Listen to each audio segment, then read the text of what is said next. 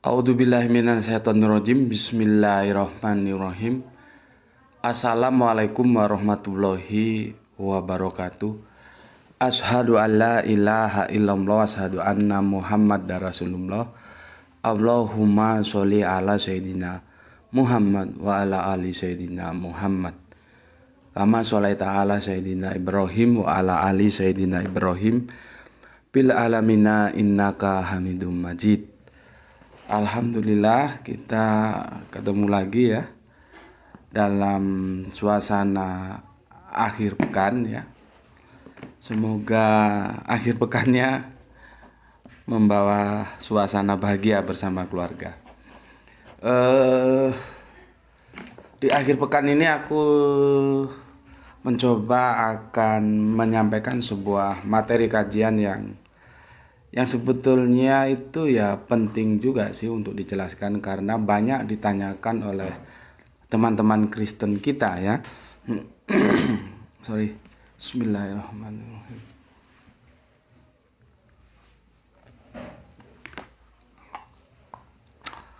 Banyak ditanyakan oleh teman-teman Kristen kita.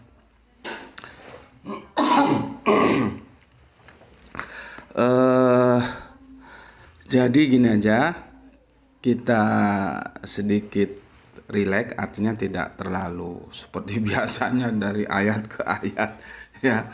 Lompat sana, lompat sini, jelaskan sana, jelaskan ini, lari ke sini, lari ke sana. Enggak, kita coba rileks aja ya, rileks. Tapi tetap serius nih ya. Maka tajuk yang aku kasih ya adalah bagaimana cara menyusui orang dewasa. Bagaimana ya, bentar. Bagaimana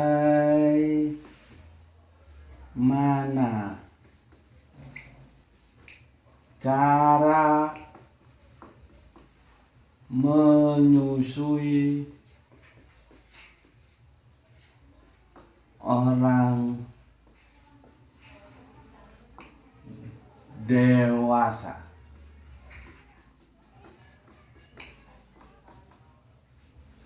Ya.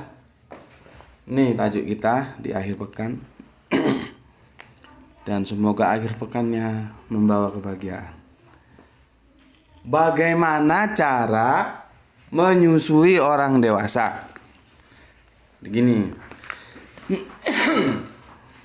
Kita memang agak ribet kalau menjelaskan ini kepada teman-teman Kristen kita yang bertanya tentang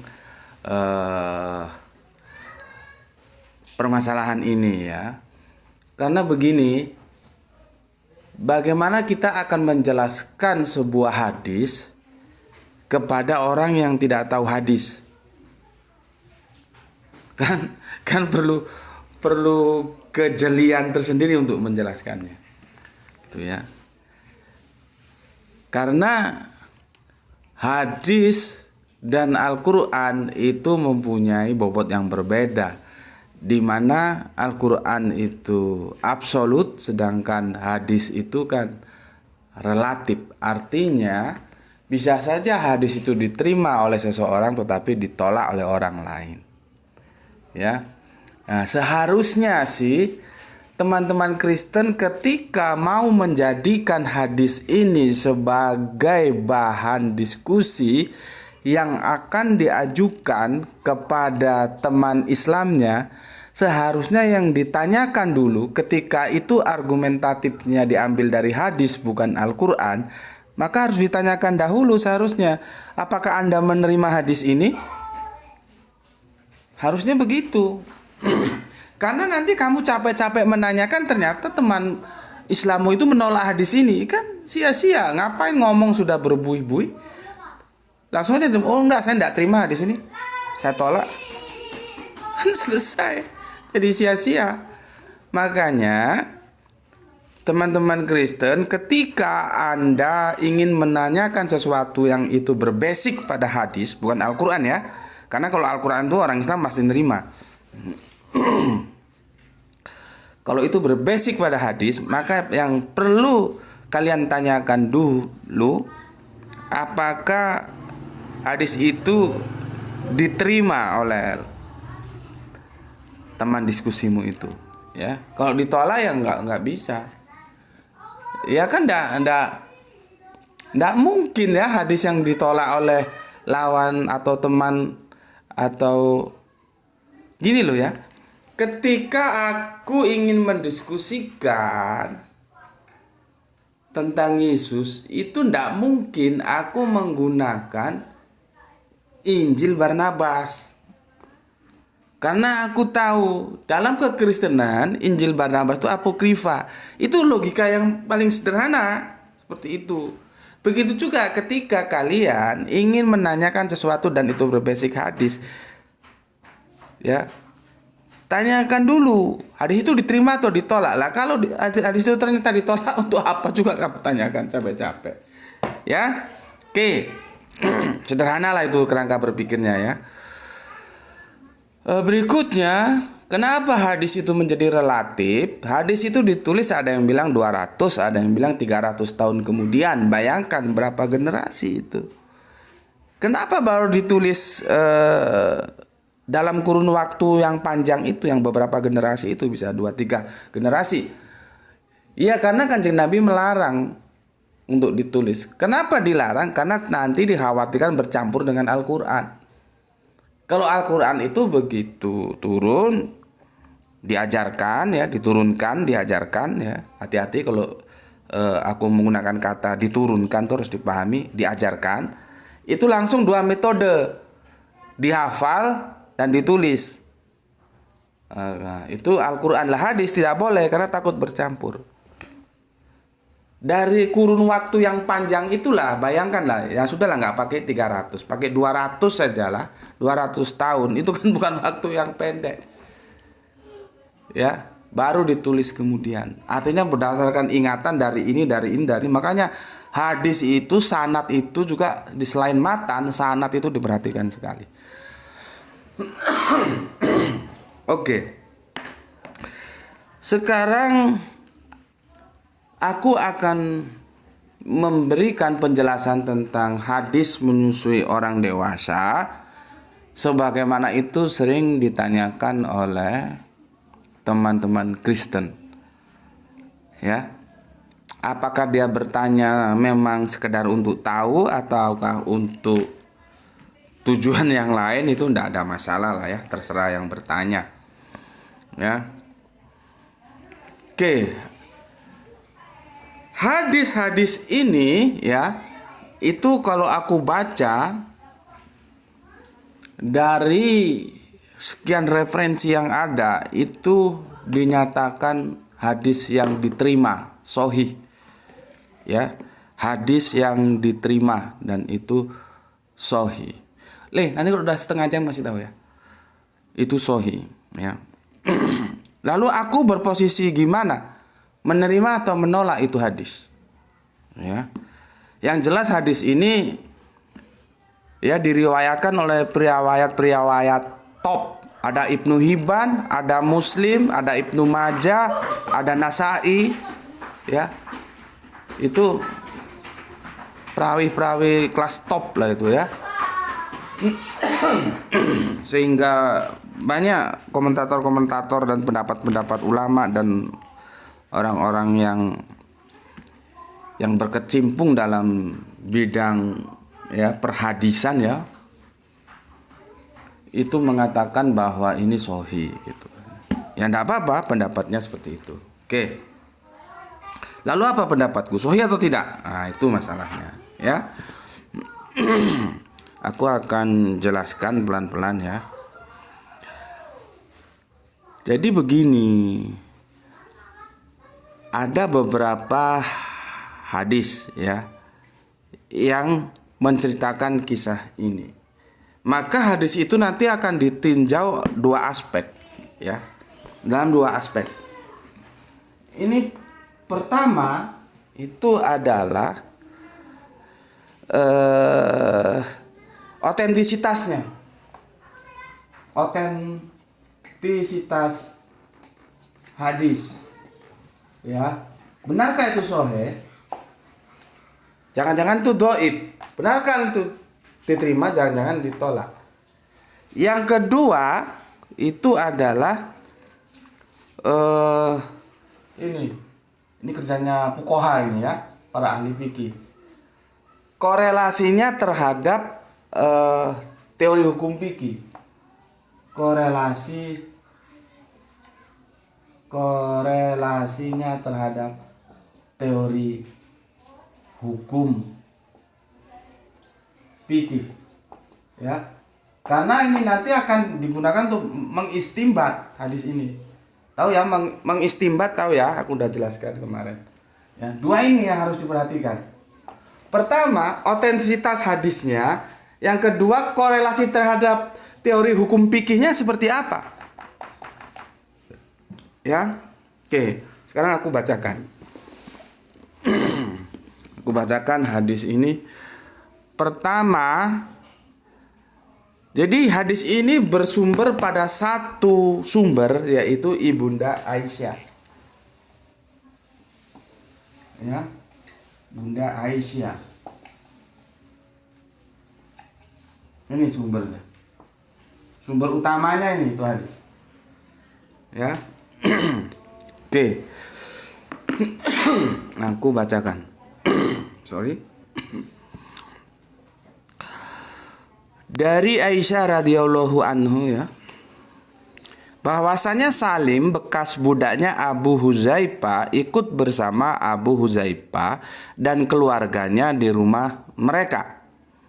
Lalu istri Abu Huzaifah ya, anak perempuan Suhail ya, mertuanya si Abu Huzaifah, Suhail ini ya, datang kepada Nabi, Kanjeng Nabi ya, dan berkata, sesungguhnya Salim telah balik dan akalnya pun sebagaimana pada umumnya orang dewasa, dan dia berada di rumah kami. Sedangkan aku menyangka bahwa pada diri Abu Huzaifah ada sesuatu, maksudnya pada diri suaminya ya, ada sesuatu, yaitu maksudnya cemburu. Jadi ini tentang cemburu sebetulnya ini ya. Sedangkan aku menyangka bahwa pada diri Abu Huzaifah ada sesuatu, yaitu cemburu ya. Berkenaan dengan hal itu, bagaimana yang demikian itu?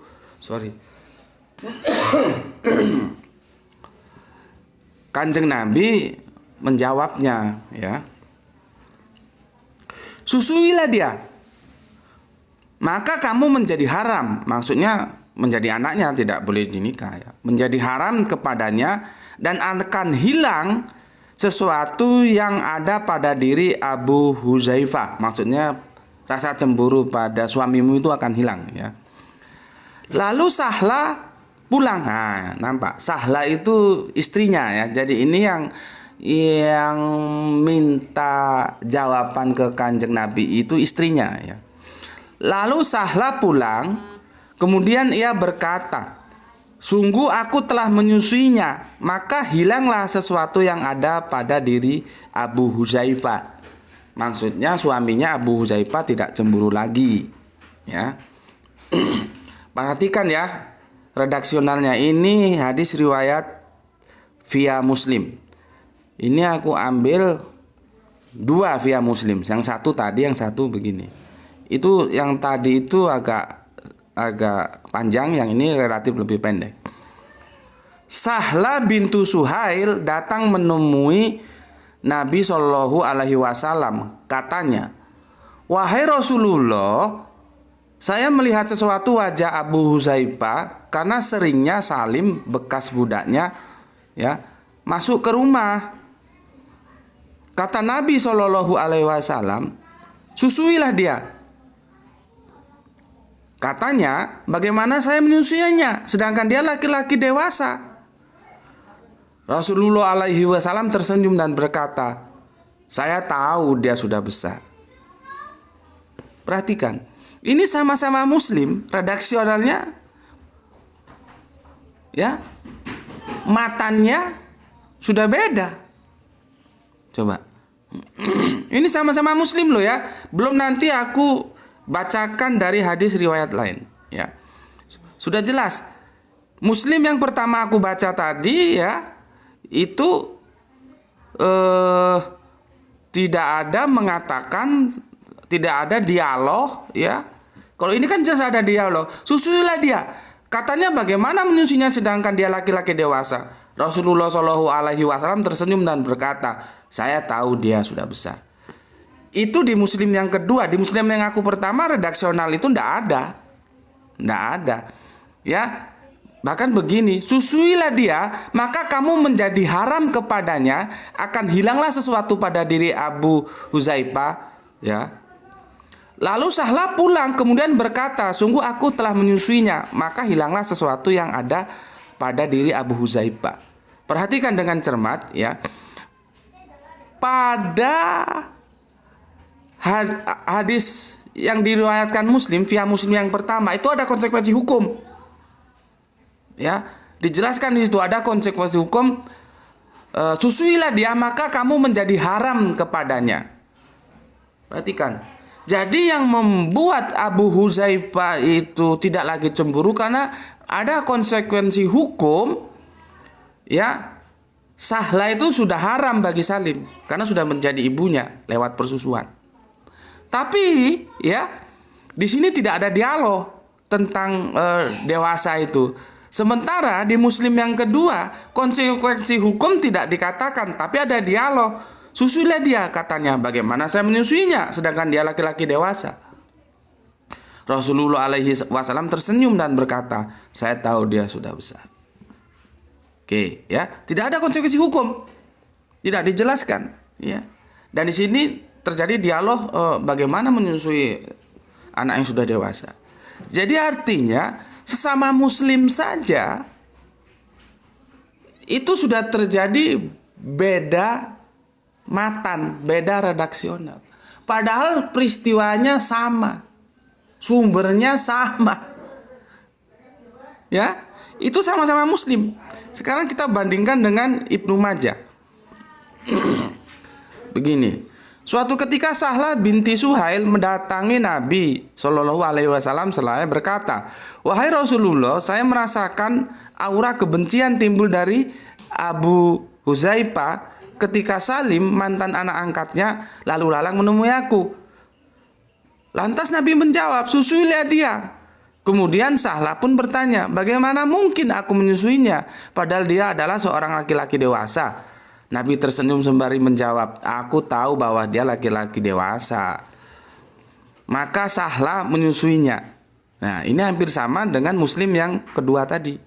Ya, di sini diintervensi oleh si penerjemah ini ya, di sini ya, ketika aku juga tahu bahwa dia adalah laki-laki dewasa, ya, itu jawab Rasulullah diintervensi ini oleh si penerjemah hadis ini dalam arti kata lakukan saja apa yang aku katakan. Ini kan intervensi dalam kurung, itu belum tentu begitu. Tapi kalau dia punya pendapat begitu ya terserah ya. Tapi orang boleh berpendapat lain dong. Apa arti senyum Kanjeng Nabi itu? Ya, di sini senyum Kanjeng Nabi diartikan lakukan saja apa yang aku katakan. Kan itu bukan begitu menurutku arti senyum Kanjeng Nabi. Oke. Jadi di hadis Ibnu Majah ini juga tidak ada konsekuensi hukum dijelaskan, ya. Cuman disuruh susui saja, ya. Dan sini tidak ada cerita tentang rumahnya yang cuman satu, tidak seperti di atas tadi.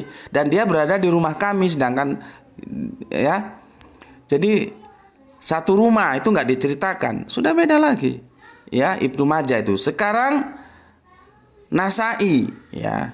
Aku ambil yang top aja nih ya. Apa kata Nasai? Nasai itu panjang, aku ambil yang to the point-nya ya. Maka datanglah Sahla kepada Rasulullah, ia berkata, wahai Rasulullah, sesungguhnya kami telah menjadikan Salim anak angkat, ya. Adopsi ini angkat, ya. Dan telah turun ayat tentang itu.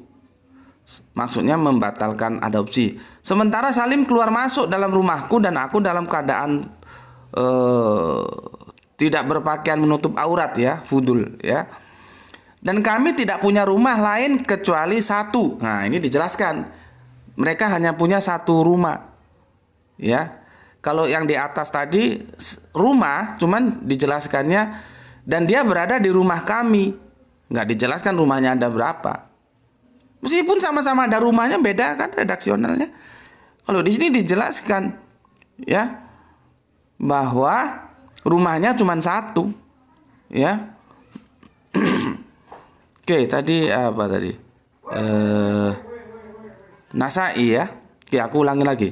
Maka datanglah Sahla kepada Rasulullah, ya berkata, "Wahai Rasulullah, sesungguhnya kami telah menjadikan Salim anak adopsi dan telah turun ayat Allah tentang itu." Maksudnya membatalkan adopsi. Sementara Salim keluar masuk dalam rumahku dan aku dalam keadaan tidak menutup aurat, dan kami tidak punya rumah lain kecuali satu yang ditempati bersama Salim, maksudnya ya. Maka Rasulullah berkata, "Susuilah dia." Maksudnya si Salim suruh menyusui anak angkatnya itu ya. Lalu Sahla menyusuinya dengan 5 kali susuan. Nah, ini berubah lagi dia. Ada kuantitatif berapa kali disusui? 5 kali susuan. Maka barulah Salim leluasa keluar masuk rumah Sahla meskipun ia sudah dewasa. Berubah lagi kan? Ada 5 kali susuan. Dan ini di sini bukan Kanjeng Nabi yang memerintahkan susul dia 5 kali, enggak. Kalau kita lihat di sini 5 kali itu inisiatif dari Sahla ya. Dan kami tidak punya rumah lain kecuali yang ditempati bersama Salim. Maka Rasulullah berkata, "Susulilah dia." Lalu Sahla menyusuinya 5 kali susuan. Nah, berarti kan di hadis ini 5 kali susuan itu bukan perintah dari Kanjeng Nabi, tapi inisiatif dari Sahla. Ya. Berubah lagi. Ya, dan di sini tidak ada konsekuensi hukum dijelaskan. Ya, itu Nasai. Nah, sekarang Ibnu Hibban. Ya. Sahla binti Suhail, istri Abu Huzaifah dari Bani Amr bin Lu'ai, menemui Rasulullah Shallallahu Alaihi Wasallam dan berkata, "Wahai Rasulullah, kami dulu melihat Salim sebagai anak yang masih kecil. Dia sering masuk ke kediamanku, sedang saya memakai pakaian sehari-hari. Dan kami tidak mempunyai rumah, kecuali yang satu." Nah, ini ada rumah ya. "Menurutmu bagaimana kami harus menyiasatinya?" Rasulullah Shallallahu Alaihi Wasallam bersabda, ya, atau ngendikan atau berkata, ya, ini terjemahannya kok bersabda ya. Bersabda itu biasanya kalau firman ya. Ya, aku lebih asik menggunakan Kanjeng Nabi ngendikan. Kanjeng Nabi menjelaskan, "Susuilah dia sebanyak 5 kali susuan." Nah, ini jelas perintah kuantitatif 5 kali susuan itu dari Kanjeng Nabi. Kalau yang di hadis Ibnu Hibban, ya. Susuilah dia sebanyak 5 kali susuan. Sehingga dengan itu dia menjadi anak dari jalan persusuan. Jelas. Menjadi konsekuensi hukumnya dijelaskan. Menjadi anak susuan sehingga haram dinikah atau menjadi mahram ya. Jelas di Ibnu Hibban. Susuilah dia sebanyak 5 kali. Jadi kuantitatif 5 kali itu perintah dari Kanjeng Nabi, bukan inisiatif Sahla seperti di hadisnya Nasai. Kemudian ada konsekuensi hukum karena ditegaskan, sehingga dengan itu dia menjadi anak dari jalan persusuan. Nah, beda lagi. Ini dari mana ini ya? Ibnu Hibban, Nasai, Ibnu Majah, Muslim ada berapa berarti? Muslimnya 2, 1, 2. Ibnu Majah 3, Nasai 4, Ibnu Hibban 5. Via 5 perawi hadis dan semua redaksionalnya berbeda-beda. Ya. Jadi seperti makanya aku sering mengatakan bahwa Injil yang sekarang itu, yang Matius, Markus, Lukas dan Yohanes itu selevel hadis. Bayangkan satu peristiwa yang sama tentang penyaliban itu dilaporkan dengan redaksional yang beda-beda antara Matius, Markus, Lukas, dan Yohanes. Padahal peristiwanya satu. Kita kan menjadi bertanya, yang benar yang mana? Bismillah. Yang benar yang mana? Benarkah Matius, Markus, Lukas, dan Yohanes hadir pada saat waktu peristiwa penyaliban? Ataukah mereka menggunakan informan? Jadi menampung informasi atau menggali informasi dari sumber-sumber yang ada.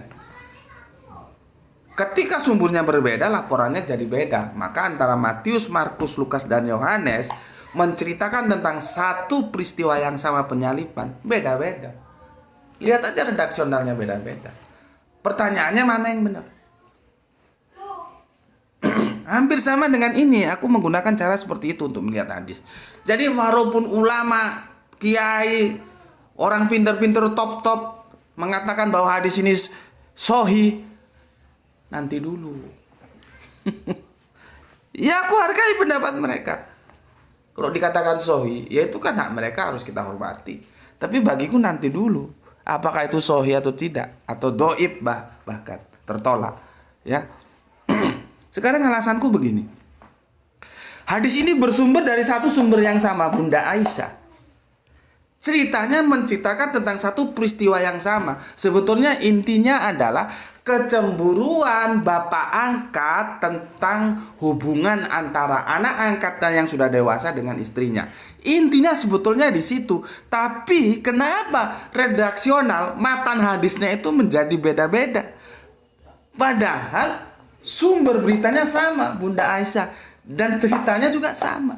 Jadi ada satu cerita yang sama bersumberkan dari satu sumber yang sama, tapi kemudian dilaporkan oleh Muslim, oleh Nasai, oleh Ibnu Hibban, ya.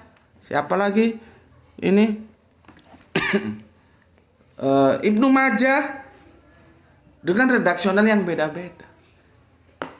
Kita kan menjadi tanda tanya. Sebetulnya yang ketemu benar dengan Ibunda Aisyah itu yang mana? Apakah Nasai? Apakah Ibnu Majah? Apakah Muslim? Sehingga kita tahu. Jangan-jangan ini yang ketemu cuma satu orang, lainnya kopas aja.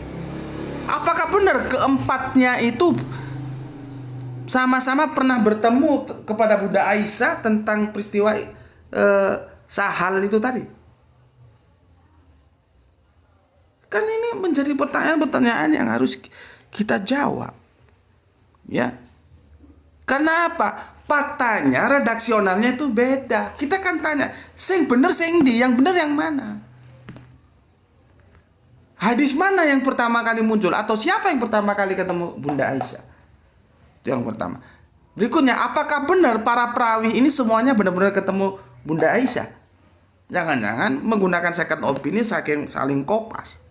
Sehingga di sana terjadilah yang namanya penambahan atau pengurangan. Jadi tidak sama. Ya. Maka dari itu, sekali lagi, maka dari itu aku pada posisi menolak hadis ini dengan alasan yang tadi. Ya, redaksional yang beda-beda itu, ya. Maka hadis tentang menyusui orang dewasa yang itu terjadi pada rumah tangga Sahal, ya, Sahal, di mana Sahlah, bukan Sahal ya, Sahlah, di mana suaminya itu cemburu, ya. Suaminya itu siapa tadi, bernama siapa? Hudzaifah, ya. Kemudian anak angkatnya Salim. Aku terus terang menolak hadis ini. Sudah 30? Oke, ya. Jadi di sini kan intinya kan Sahla, Salim, anak angkat, baru Hudzaifah. Kan? Hudzaifah cemburu terhadap hubungan antara Sahla dan Salim. Salim ini anak angkat mereka.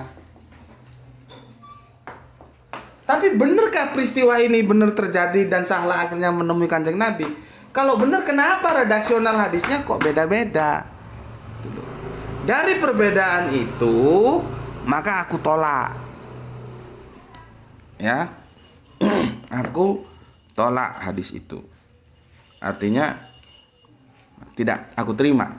Kalau ulama, kiai, orang top-top itu menerima, itu urusan dia. Terserah saja. Dan aku hormati itu. Dan aku menolak, itu urusanku. Tidak ada yang boleh mengganggu gugat. Ya. Jadi perhatikan, secara pandangan aku mengatakan hadis itu aku tolak. Ya. Tetapi dalam sebuah dialog kan tidak bisa harga mati seperti itu. Ya. Artinya secara pandang aku mengatakan tolak. Tapi dalam dialog bisa saja itu kita abaikan. Oke lah, anggap saja itu hadis aku terima. Ya. Maka sesuatu yang harus dipahami dulu, ya, hadis ini itu menimbulkan pandangan yang berbeda di antara fuqaha. Ya. Jadi kita tadi sudah membicarakan tentang otentisitasnya, ya, ini sudah. Sekarang ini korelasi teori hukum fikih. Para fuqaha itu beda-beda. Fuqaha itu ahli fikih, ya. Jadi fuqaha itu berbeda dan masing-masing punya argumentasinya tersendiri. Ya. Pertama itu adalah penyusuan itu, ya, itu menimbulkan efek hukum haram di nikah, haram atau mahram, ya, haram di nikah. Artinya hubungan antara Sahla dan Salim tadi, ya, haram di nikah. Karena apa? Karena fuqaha ini tidak melihat usia. Tidak dilihat. Nampak ini nih. Sementara ada fuqaha yang mengatakan, oh itu tidak haram, tetap aja bisa dinikah. Jadi tidak ada konsekuensi hukumnya. Tidak haram. Ya. Dinikah. Karena apa? Usia juga patokannya. Ini usia dilihat. Gitu loh, ya. Pertarungan mereka di sini. Aku jelaskan di sini. Tapi nggak mungkin ayat-ayatnya. Ini masing-masing punya mengeluarkan ayat ini para fuqaha ini. Tapi kan nggak mungkin aku tampilkan semua, ya. Gini aja garis besarnya aku jelaskan. Fuqaha yang mengatakan mahram, ya, haram dinikah itu karena dia tidak melihat usia itu batasannya berapa. Jadi meskipun sudah dewasa, ketika dia minum air susu ibu angkatnya, maka otomatis dia menjadi anak persusuan sebagai konteks hukum tadi yang ada di dalam hadis tadi yang di Ibnu Hibban, ya. Mereka tidak boleh menikah karena sudah menjadi hubungan ibu anak lewat persusuan. Berapapun usianya. Ini kan Salim kan sudah gede nih, sudah dewasa. Ya. Ini berpendapat seperti itu. Ya. Oke, jadi dia tidak melihat usia berapapun, pokoknya minum air susu ibu angkatnya itu sudah tidak boleh menikah. Sementara yang satunya lagi tidak begitu. Ya. Dia mengatakan, ya, tidak haram dinikah karena apa? Dia melihat usia. Jadi kalau ada orang anak sudah dewasa menyusu atau meminum susu ibu angkatnya, itu tetap aja itu tidak haram. Artinya apa? Boleh dinikah. Karena apa? Dia melihat batas usia.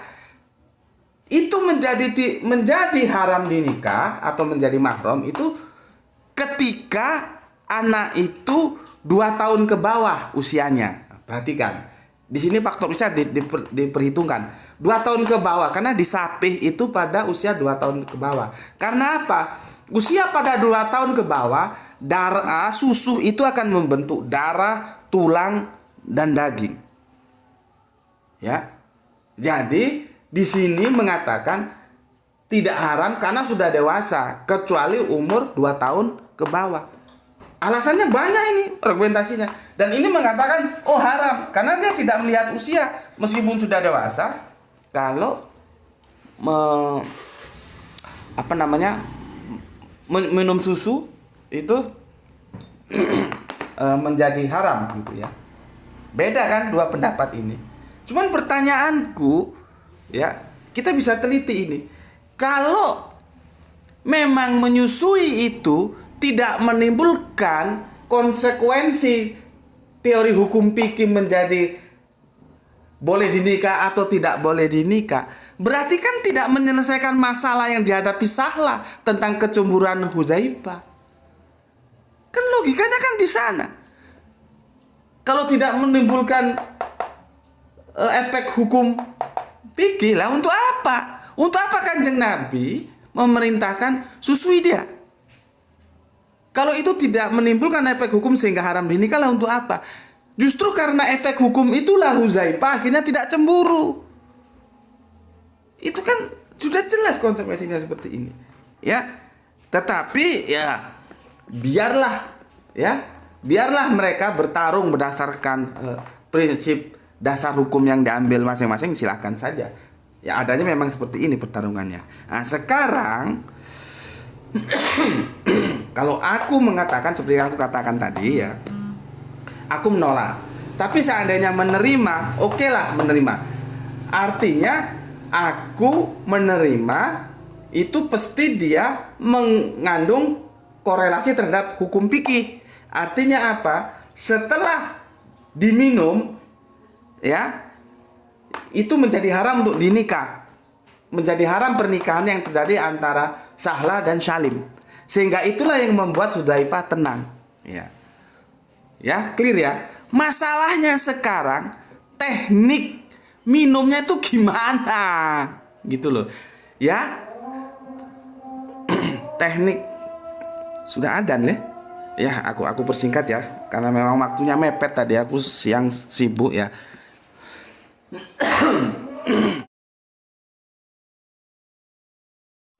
Bismillahirrahmanirrahim. Oke, setelah azan kita lanjutkan, tinggal sedikit ini ya. Oke. Aku melanjutkan tinggal sedikit ini kok ya. Kita lihat hadis Ibnu Majah ya, di mana di situ dijelaskan Kanjeng Nabi tersenyum ya ketika berbicara begini. Kemudian Sahla pun bertanya, bagaimana mungkin aku menyusuinya padahal dia adalah seorang laki-laki dewasa. Nabi tersenyum ya. Lalu dikatakan, aku juga tahu bahwa dia lah laki-laki dewasa. Nah, terus oleh si penerjemah hadis ini diintervensi. Begini, dia ditambahi dalam kurung, dalam arti kata lakukan saja apa yang aku katakan. Maka Sahla menyusuinya. Ya. Kalau menurutku dalam kurungnya itu bukan dalam arti kata lakukan saja apa yang aku katakan, tidak begitu. Nabi tersenyum itu artinya ya masalah teknis kan kamu lebih tahulah gimana caranya. Masa Salim yang sudah jenggoten harus kamu tetei begini. Itu loh yang membuat Nabi tersenyum, itu artinya masalah teknis itu kan kamu tahu bagaimana caranya. Yang penting ya sudah minum susumu itu ya sebanyak 5 kali, kalau di hadis yang lain 5 susuan sudah selesai. Kalau masalah cara kan ya kamu lebih ngerti lah gitu loh. Maka dari itu untuk teman-teman Kristen, ketika kamu melihat hadis itu terus kamu